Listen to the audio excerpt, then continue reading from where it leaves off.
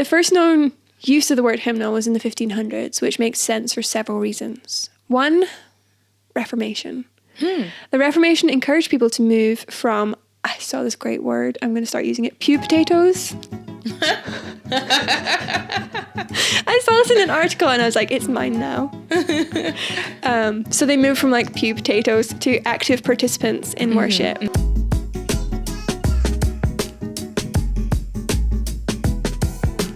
Hello and welcome back to another episode of Hymnpartial, the podcast where we talk all things church music. I'm Monet Funke. And I'm Cara Peregrino, and we are in 2023, people. Why are we still using hymn books? It's a good question. And today we will be looking at why we have hymn books in the first place, why we should consider holding on to them or not, and how we actually decide between the literally thousands of options out there. Yes, but first, you know the drill. Go ahead and do all the liking and subscribing and leaving 5-star reviews and all of those things. Share your favorite episode with your family, friends, and all 12 of your Twitter followers. You can join the Hymnpartial family also at hymnpartial.com. There you can sign up for our free weekly newsletter. Newsletter subscribers get exclusive first access to all of our bonus content, as well as being the first people to hear all of our exciting news. This week in our bonus clip, we will be sharing the story of the first book ever printed in North America and why it was a bit of a flop. I promise it's relevant to the topic. It is. That's right. And it's all good stuff. We work hard to bring you good content, and there's so much that we really want to do that we think would be really helpful and encouraging to you, that the only free thing in life is salvation. So if you want to help us bring you better content, maybe even some merch, head over to ko-fi.com/hymnpartial, where you can support us for as little as £3 a month. That's like, what, $4? Something like that. That's supposed to be the same as a cup of coffee, but I reckon coffee probably costs more than that now, so it's a bargain for you, and you can't tell us we don't love you. It's true. It's true. We do love you. And we actually had a whole long thing where we were planning for this year and next season, and we were like, we want to bring you guys so much content, but we need the dollar bills. Yeah. Or the poundy pounds, as we say. Pounds, the quiddy quids. Yeah. Yeah, we have so many things that we really want to do, and they are like so cool. Maybe if we just like told people what we wanted to do, they'd maybe be like, we'll have an OTR of all the things we want to do on the show, but that we need sponsorship for. Yes. Things that I think you would totally love. Like, I think it would just be like really exciting for us and also for y'all. Yeah. But hymnpartial.com. And also sometimes you guys are like, oh, you should do an episode on this, and we're like, yeah, we should. Just saying, if you want to sponsor an episode, we're not going to say no. We're not going to say no. Anyway, today we're talking about hymnals, specifically papery ones, and should we keep them? Is 2023? I don't know. So I had actually totally forgotten until I sat down to write this episode that we did an episode way back when, which was about hymns. Like, all our episodes are about hymns, but this one was about what hymns are and why we have them and stuff. That's worth checking out if you haven't. Yes. So a hymnal is basically a collection of hymns. Surprise! It's usually printed on paper and bound, but in this age of tech, you can get apps and ebooks and all sorts of digital versions of stuff. Things we have. There are literally thousands of hymn books in English alone. So I looked them up on Amazon. I got over 50,000 results. Wow. Ranging in price from 10 pence plus $2.80 shipping, which I think's outrageous. Yeah. Someone should go to jail for that. Right up to, well, when the next one gets free shipping, £1,146, but it had free delivery, so... But that kind of makes sense to me. I know that sounds biased, but there are hymnals that are rare and special. Yes, it was a rare special one. Yeah, it's just like any book. Or it better be a rare special one at that price. Yeah. But hey, free shipping. Yeah. There are also like a whole host of apps now. I quickly went on the Google Apps thing and just typed in like hymnal, hymny thing. And there are a lot. They've got varying quality, varying features, varying price tags. But there are a lot out there. So what we're talking about in this episode is largely the printed versions. After all, like I said, it's 2023, people. What's with using paper? You're killing the trees. Ugh. God, what's wrong with you? Get with it. Yeah, man. This is me, semi-millennial, being like, yeah, I'm so cool. I care about the environment. Anyway, back to hymnals, because I'm sorry, I'm like loopy today. I don't know what's wrong with me. No, it's good. The first known use of the word hymnal was in the 1500s, which makes sense for several reasons. One, Reformation. The Reformation encouraged people to move from, I saw this great word, I'm going to start using it, pew potatoes. I saw this in an article and I was like, it's mine now. So they moved from like pew potatoes to active participants in worship. Another reason is it did that, the Reformation encouraged that, by encouraging people to sing congregationally. And then thirdly, Gutenberg's movable type was in the process of changing the face of the printing world. I was just going to say, Gutenberg, need I say more? And then I realized that yes, I need to say more because not everyone is like a complete weirdo like me when it comes to publishing, and it's just really interesting things like that.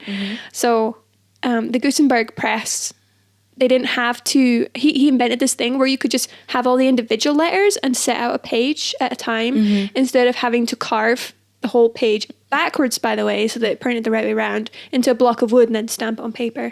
So it was just faster, more efficient. You could print more, you could print cheaper, you could get everything out there. Change the publishing world.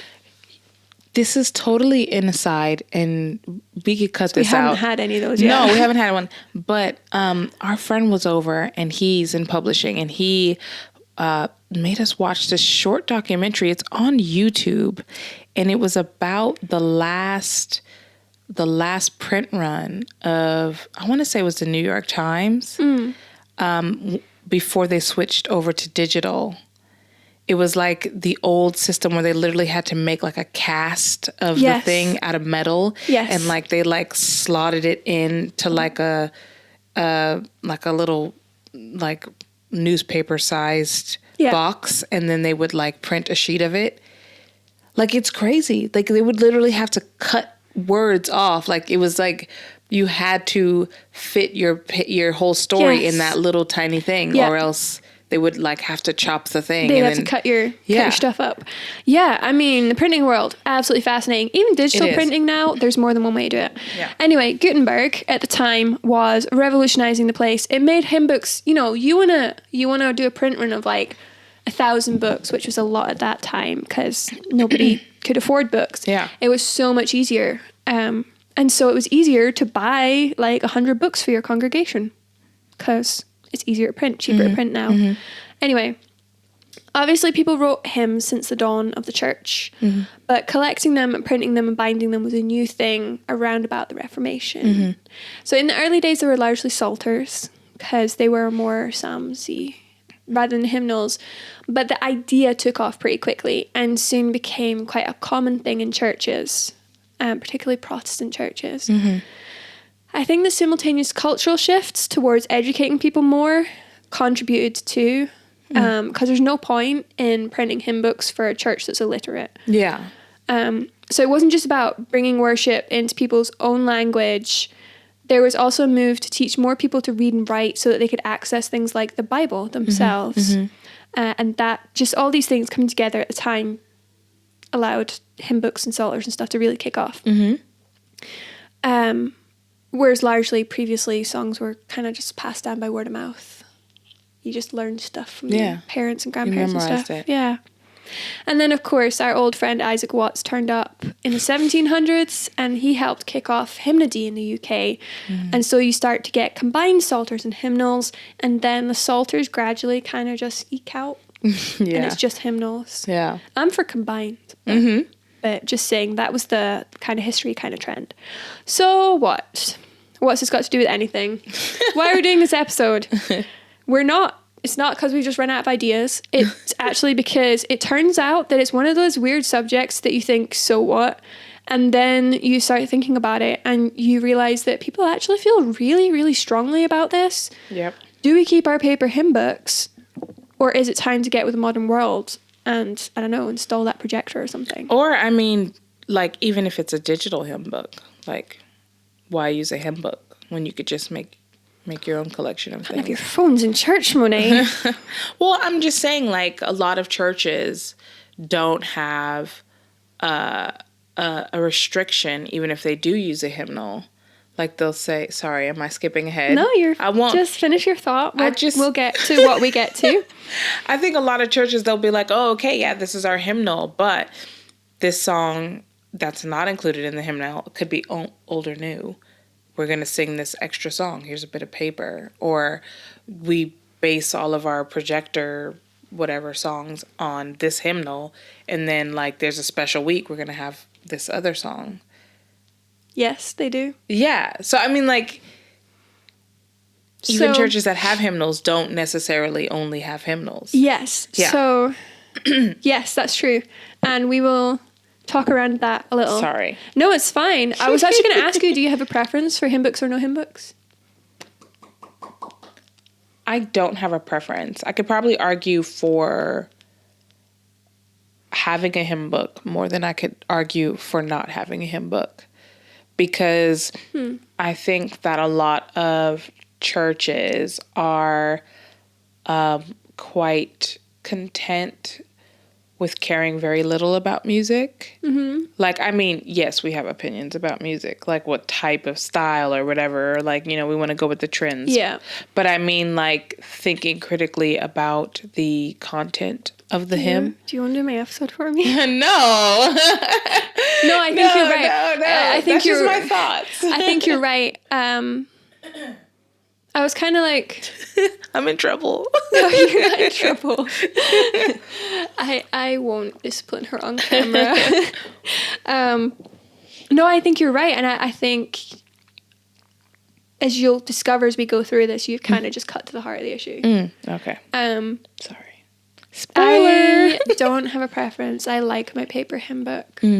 But there's also... I don't have a problem with the projector. It's not an issue to me. But the reasons behind it all and the arguments behind it all are very interesting. And you might have a strong opinion right now and might find your challenging thinking. You're thinking challenged. Yes. Or you might just be like, I don't care, and get to the end of the episode and be like, that's tell me the half answer. An hour of my life I never get back. Tell me the answer. But so there are a number of reasons why we should consider keeping hymnals, paper hymnals, in congregational worship. And like with when we talked about exclusive psalm singing, some of those reasons are stronger than others. And I'm going to start with the weak ones to get them out of the way because they're weak. Yeah. None of them are particularly biblical, which I thought was interesting. Like, there's not a lot of, here's in scripture where it says. I think the strongest you could do is like, well, the scriptures have a hymn book in the middle, and they were written on paper. But I think that's like as biblical as you can kind of get on this. Yeah. I might be wrong. Yeah. My favorite reason that you should keep hymn books, and this is one I came up with all by myself, is that if you're holding a hymn book, you can't raise your hands in worship. So that's all the argument we need, and we can end the episode here. No. I'm kidding. It's a silly reason, and actually I can confirm from personal experience as a closet hand raiser, well, not actually closet hand raiser, just a hand raiser, that you can still hold your hymn book in one hand and raise your hand with the other. So we can get around that. Yeah, man. On a more serious note, but not a particularly weighty objection to getting rid of hymn books, is that you then have to use a projector. If you use a projector, you ruin the aesthetic of these lovely church buildings that we have. The aesthetic. You can't hurt the aesthetic. Which is really interesting because the kind of people that argue for that are generally like not people who are into beautiful things. I saw once, there's a nice old church up in Aberdeen, and they use projectors, and they just, projectors, they display the words on a screen. They have like TVs, like around like the space or whatever. It's a bit smaller than like a big projector so that everybody could see it. But they're kind of got like TV. And it's a beautiful building. Yeah. I mean, I get it. Like, Can you imagine going to even song at like Westminster Abbey and suddenly this giant white sheet descends in the rafters and they start singing like Hillsong? Though to be fair, there is a screen at Westminster Abbey. Right. I honestly... It's a little one in the corner. I'm like, if it bothers you, just pull the screen, get pull-up one that you can just roll up. No, it's fine. When we went, they were like, here's the link. Like, scan this QR code and you could have it on your phone, which is so That's cool. 2023. You just literally pull up the whole order of service on your phone. It has all the words on it. And it has everything. And when you stand and when you sit and everything. That's really cool. So here you go. These are the answers to this objection. Also, like, one of the articles I read was like, look at this church. Look how they've ruined it. And actually, the pictures they showed, that church had done it really well. Yeah. Basically, I think this is a legitimate concern for some people. Yeah. And they can get very distressed about it.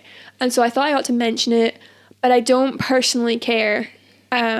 Because, you know, if putting screens up is this major insurmountable issue for you, just print it off. Mm-hmm. Get printouts. It's not a big deal. Yeah. And also, like, I've seen old churches that have put stuff like that in, and there are ways to do it nicely. That's basically an argument that, like, you can't ever move with the times. Like, the building that we live in is 100 years old, and our furniture is not 100 years old. Are we only allowed to paint on the walls? Not 100 years old, thankfully. Yeah, it's like you're only allowed to keep the era of the building. Like, what? It's like we were talking about, though, in our last episode. We sometimes have these preferences, and don't get me wrong, I love old buildings. I think stained glass is stunning. Yeah, but we're not there to worship the building. No. And the church is not, I'm going to use a cliche, but it's true. The church is not the building. The church is the people. So if your building burned down tomorrow, you could still worship God. Mm-hmm. But I hope it doesn't. I hope it doesn't, because that would be tragic. But the point being, like, it's just, it doesn't matter. No. This is a priority preference issue. Yep. So it is kind of a weak but understandable reason you might want to hang on to your hymn books. Mm-hmm. And now we're moving into weightier reasons. Mm-hmm. You may start to see that there isn't a clear-cut answer to this, or I don't think there is, but it is a very interesting question. So one reason for keeping hymnals, which I think was valid, maybe, once upon a time, is that hymnals can help teach us music. Okay. This argument makes some serious assumptions. So I say once upon a time this was valid because I don't actually know any churches that just hand out copies of the music version of their hymn books as standard to the congregation. Mm-hmm. Normally it's like the musicians might have one, or if there's one person who's like, I just love having the music and it's my thing, then they might get their own copy and sing from it, and that's fine. Yeah. But generally what you get is the words only. So there's a significant body of people who believe that hymnals are better than projectors because they can, or printouts or whatever, because they can follow along with the music so they know where this tune is going, and if it's new they can work it out. And the projector doesn't have that, or the printouts don't have that. And there are kind of like two strands to this. One is that if your church has enough musically gifted people that can actually read music, or if it's just not going to be a distraction, why can't you print it out? Yeah. Or why can't you put it on a screen? Like, oh yeah, there's no reason you can't. Maybe we should start doing that. Maybe that would be good for us. I mean, one of the guys who we've known for ages, he's like been in choirs for ages, and he could read music and has a lovely voice. He literally brought his own copy of the hymnal, like the one that is for pianists, that has all the music in it, and that's what he would open up. So we would all use like our text-only hymnals, and he would pull open the one that has the music. To be fair, when I was growing up, I'm pretty sure the hymnals that were at my grandmother's church were with music. Okay. But I don't think I've seen a hymnal like that in ages. No, not for a long, long time. No. And see, that's the other strand of this, is the sad truth that a lot of people these days, we're not taught to read music. And so even if we had it in front of us, like, you wouldn't know what you were looking at. You might as well have it written in Arabic. Like, the point is moot. Most people don't read music anyway. And so if you want it, fine, do it. There's no reason why you have to have a hymn book to do that.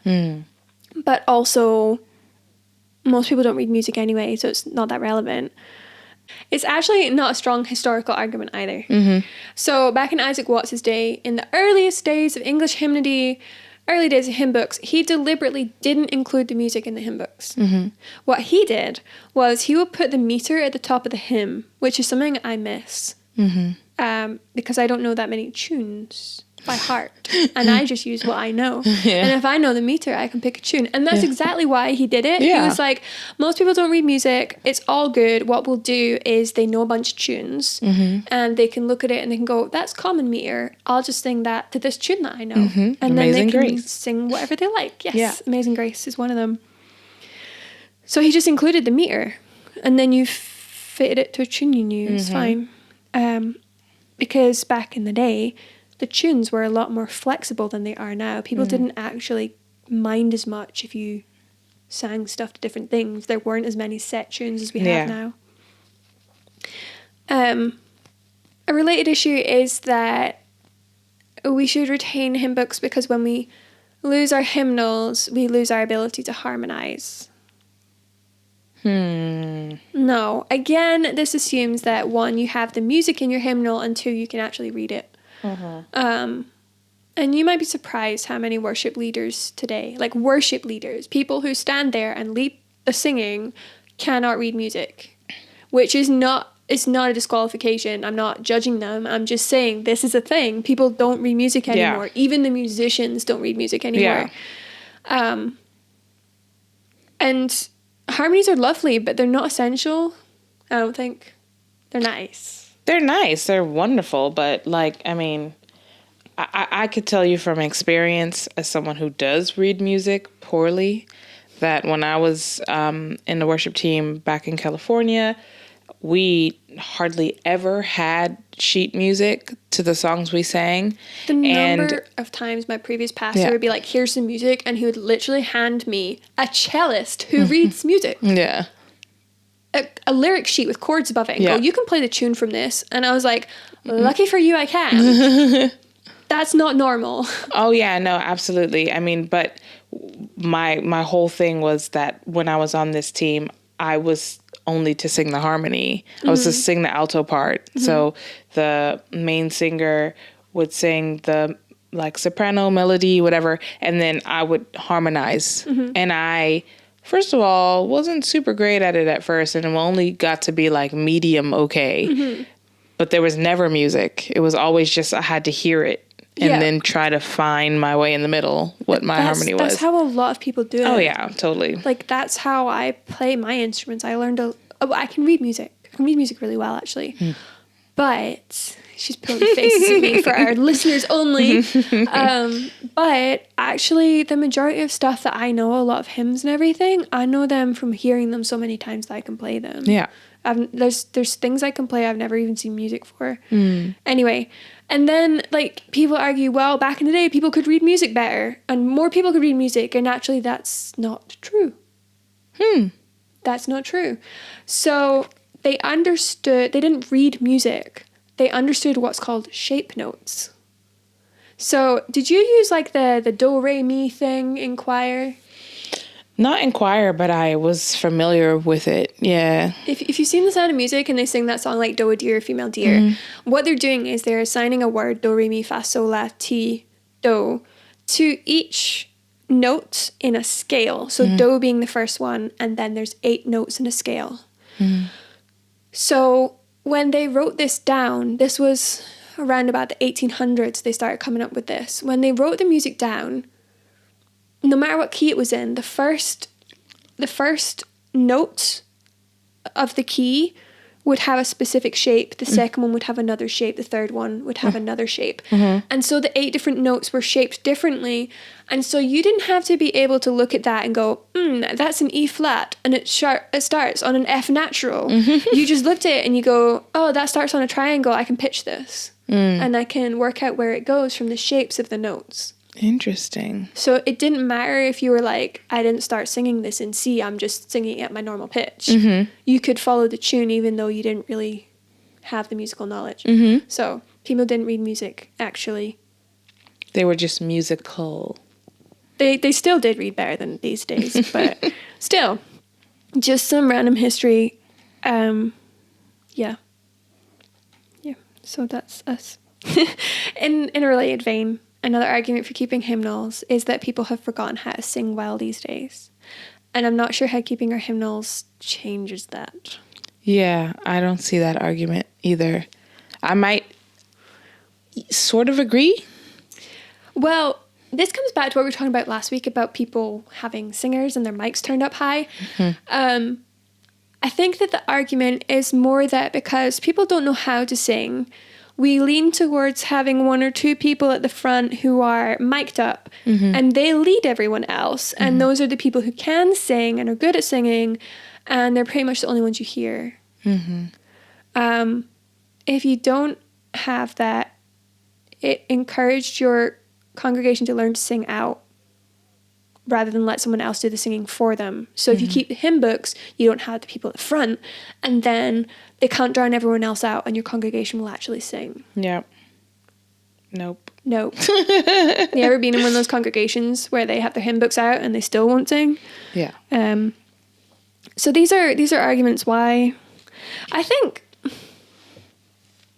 singing has just become a more specialized thing these days. Like, it's a hobby, it's a thing you do, you go to choirs, you try out for The Voice or X Factor or whatever the hip, young, trendy thing is now. And it used to be that singing was like an everyday, everybody thing. Like, workmen might sing as they worked, men would have a sing-song down the pub, family would gather together around the old upright piano, bang out some hymn tunes or some like show tunes that whatever the latest thing was. Yeah.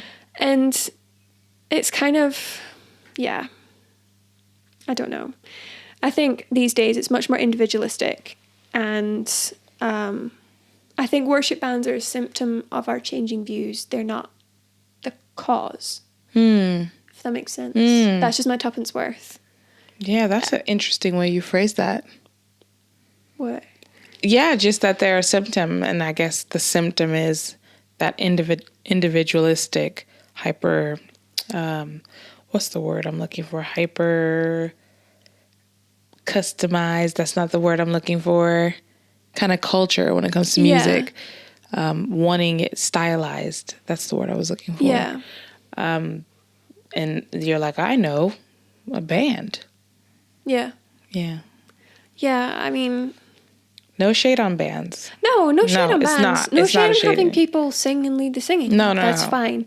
I'm just saying that I don't think stopping using paper hymnals is the reason why we have this issue. The reason why people can't sing, I think, is just that culture has changed.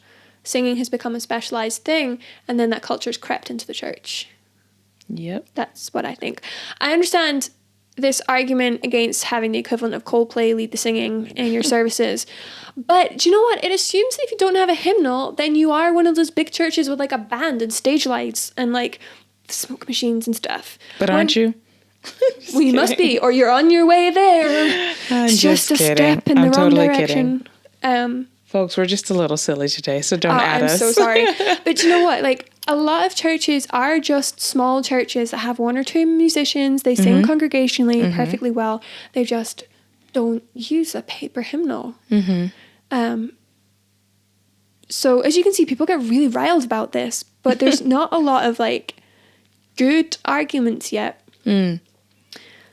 Now, another interesting point I saw was that a good hymnal will reflect like the calendar of the Christian year. So it'll have songs for the different events in the Christian year, like Easter, Pentecost, Ascension, Advent, Christmas, Epiphany, Harvest, New Year, whatever. Yeah.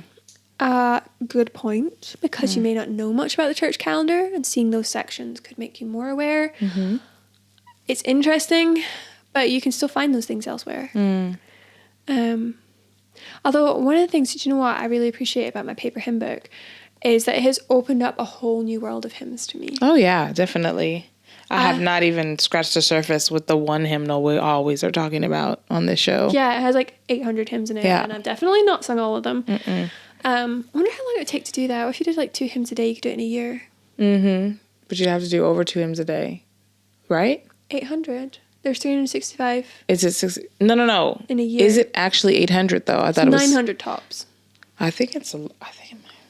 We'll check. It might be close to 900. See what? If you want us to do a challenge where we basically do like 2 songs a day or something and sing through our entire hymn book, then head over to ko-fi.com/hymnpartial. Yes, and buy us a hymnal. Not one of the 1,400 pound ones, but not a 10p one One either. of the ones in the middle. Anyway, like, like Monet says, we use a similar one. I do have a few different hymn books. I mostly use Christian hymns at home. And like any good hymn book, it's set out quite deliberately. The way they categorize it has like a contents page with all the different subjects in it. And it starts with a worship of God. Then there's a section for each member of the Trinity, section on scripture, one on the church, the gospel, Christian life, etc.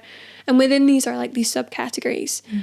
So you might be like, I want to sing about the resurrection. So you go to gospel, you go to resurrection, and boom, you open up. I know that if I go to DuckDuckGo, because I'm that person that doesn't use Google, and look up encouraging hymns, that I will easily find a whole host of lists to choose from, right? But the more you dig, like if you do this, the more you dig, the more you'll find it's the same like 10 to 15 hymns on all of these lists. And they're probably all hymns that you already know if you sing a lot. Yes, or they are complete junk. Yeah. Because it's Google or DuckDuckGo. Yes. And they're just wishy-washy things that the old ladies like at the parish church. Or not even, just like they'll go on pop charts basically and pull they'll be those. like, oh, here's a hymn. It's called Reckless Love. You're like, no. But when you use your paper hymn book, there's a benefit because you turn to the section and you're flipping through it and you inevitably find songs that you wouldn't have found otherwise. Songs you haven't sung before, things that you just wouldn't find in the first 10 pages of a Google search. And I know that I found a lot of great hymns that way, and I've been so encouraged and challenged by what I've found. And one of my favorite hymns is actually one I came across by accident when I was looking for something else. So even if you're not looking, you could be singing like hymn 108 in church, and the lyrics of 109 catch your eyes being particularly relevant and helpful, and you go back to it and you're like, oh, I have a new favorite hymn, yay. I mean, there are ways of finding new hymns anyway, but I'm just saying, like, this is one of the stronger arguments in my mind. You still haven't gotten to the strongest one yet, and I hope you do get to it, unless that was your last one. That was not my last one. Don't be ridiculous. We're only 45 minutes in. I'm not going to spoil it, but hopefully you get to the best If I don't cover it, then you can just like drop at the end. I'm waiting to the end. So a good hymnal will surprise you with the things you find. So have you ever found that, or am I just making stuff up? Oh, no, definitely. I mean, every day, well, like I say every day, most days when we do our devotionals, my husband will read a bit of scripture, and then we'll pray, and then we'll sing a hymn. And what he'll do is he'll go to the scripture index on his Christian Hymns app. Love scripture index. Yeah, and then he'll just be like, oh, we've not sung this one before, let's go. And because it has the music, we download the piano version, and we press play, and then we just learn it right then and there, like as if it was a Sunday morning and we never heard this hymn before. We do this too, because turns out I'm not an encyclopedia of hymns. I love my husband for having that confidence in me, but sometimes I'm like, I don't know. I don't know what we should sing. And so we use the scripture index. We're like, okay, well, we were reading Isaiah 53 this morning. Yeah. Go to the thing, be like, oh, hey, we know this song, or we don't know this song, but we like the words and it's relevant, and then we'll sing it. So there is benefit to doing that. Definitely. Talking to the ways that hymn books are laid out, there are two particularly strong reasons not to throw out your hymnals yet. These are the strong ones. They're the last ones. Okay. I'm not saying they're super strong. I'm just saying they're the strongest. The strongest. The first is that your hymnal is a theological textbook, whether you like it or not. So a fella called Massey H. Shepard, who was a liturgical scholar, because apparently that's the thing, said, in all periods of the church's history, the theology of the people has been chiefly molded by their hymns. Yep. And we've said things along these lines before. Chiefly molded, like primarily molded by hymns, I'm not sure that I would agree. I don't know that I'd use language that strong, but I agree that it's a huge influence. It is. It'd be like saying that I thought I was going to come up with a cool example right away, but nothing's springing to mind. It's like saying that you are chiefly driven in marriage by the happiness of your spouse. It's probably not true, but it's a huge contributing factor. Yeah. Like the happiness of your spouse factors into that. Yeah. I know people don't like that. There are people out there who are like, oh, they're songs. They shouldn't be such an influence. Who knows whether they should or shouldn't? They are. They are. You've got like old Mabel in your congregation who may not be able to read like the closely set typeface of Burkhoff's systematic theology, but she's got a large print hymnal. She can warble When I Survey the Wondrous Cross. You got wee Bobby, whose favourite book is like, where is Kipper's Bear? And he can sing the doxology from heart, and he knows the choruses in songs like, I don't know, On Christ the Solid Rock I Stand. Mm-hmm. Or like you could have a busy mum who's like so busy trying to look after kids and keep the house that she doesn't have time to work through a complete set of the works of John Owen, but she can still sing around the house and with her kids, and that's the reality. And so your hymn book should be a really solid base of theology. It should be well-rounded. And I talked about the general contents of Christian hymns, and I'm sure it lacks some things. In fact, I know it lacks some things because we were looking up the number of hymns on certain subjects, and it wasn't great.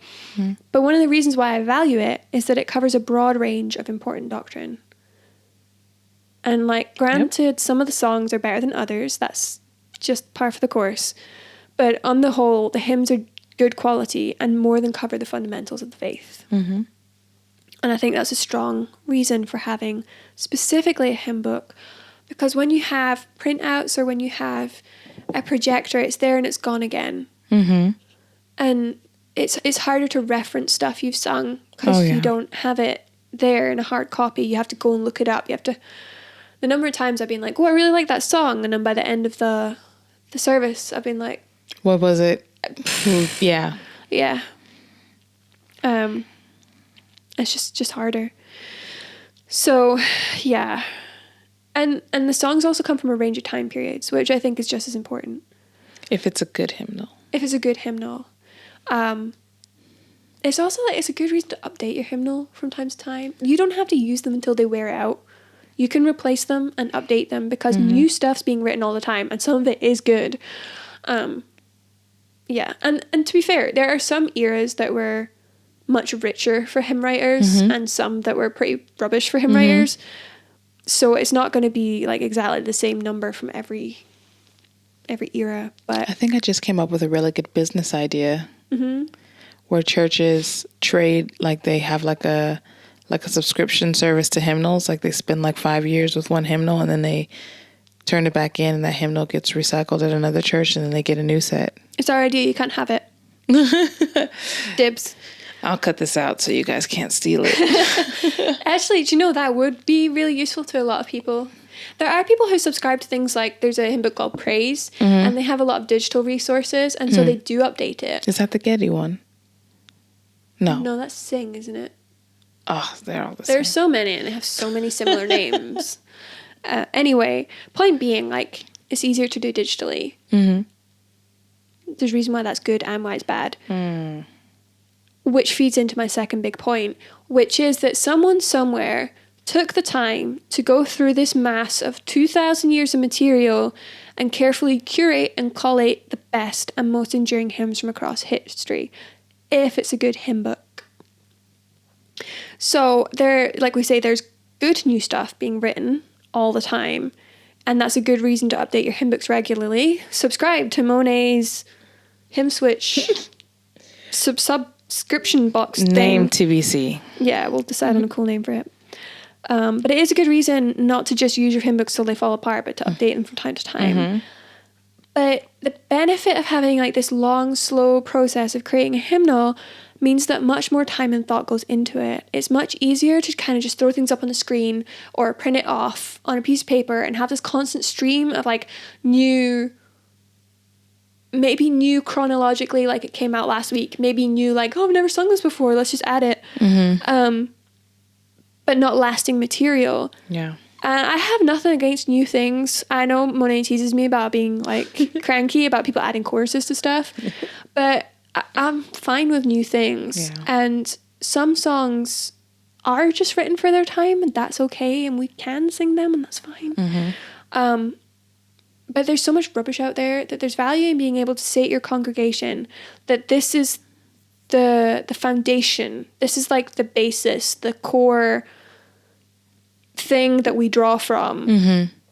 And you can vouch for this, like as a pastor, as a worship leader, whatever, you can vouch for the soundness of the theology, the quality of the writing. Like, this is the core of what we draw from because this is good stuff and lasting stuff.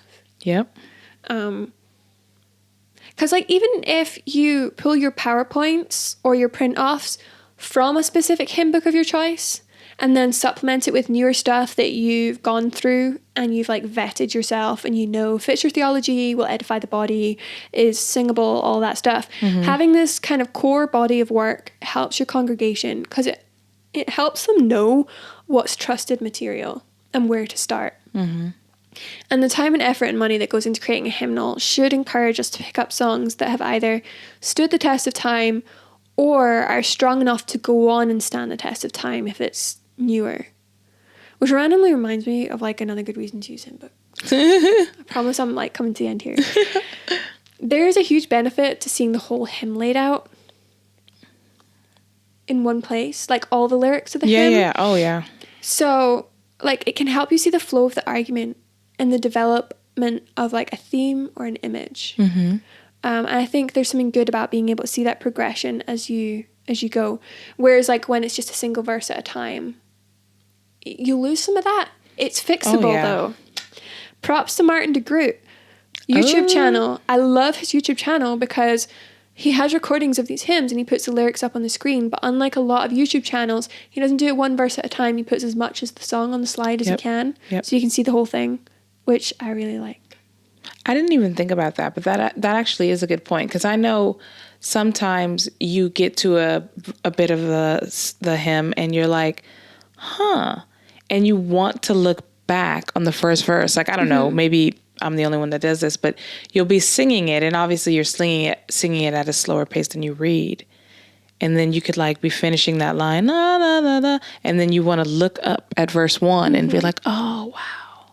Yeah. You know, and, like, take it all in. It's like you reading it a second time because of the progression of the hymn. Yeah, I feel like you just kind of pick up a lot more. You follow the progression a lot more because a good hymn will develop a theme or tell a story or, you know, it's going somewhere. It's not just like a random mishmash of stuff. It's there's a point to it. And I think being able to see that laid out can be helpful. Yeah, most definitely. But again, there's no reason why you can't do that on a printout or on a screen or something. Anyway, so as you can hear, like, there are a whole host of reasons why you could argue that having a proper paper hymnal in your church is a good idea. Yeah. But also, hopefully you can hear that there's no real biblical argument that I've come across yet. I could be wrong. Feel free to comment why a paper copy is better than digital. Like, I've mentioned before that I use the Christian Hymns app, though I have a paper copy of the older version that I still use. And I think something like that is well worth encouraging your congregation to use as well. Yeah. Especially, like, in their own devotions. If they prefer it to paper, that's fine. Absolutely. This isn't a question of paper versus digital or aesthetics or young people being so distractible that they have to have screens all the time. And as I researched this episode, there are a few things that came to mind around this whole issue, which Monet kind of got to at the beginning, and I was like, no, it's fine. One is that Christians are very good at making their preferences the law. And if you read the comments section of some of these discussions on this issue, you will see that very strongly. Yeah. And I don't think the aesthetics of your sanctuary or church or whatever you want to call it is important.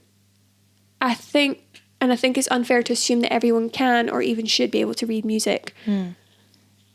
But at the center of this issue lies this question, like, what are we teaching people and how are we encouraging them to learn and think these things through for themselves? Yeah. And that really is the heart of the issue. Yeah. How do we make people think things through? How do we teach them truth? How do we get that truth to stick with them?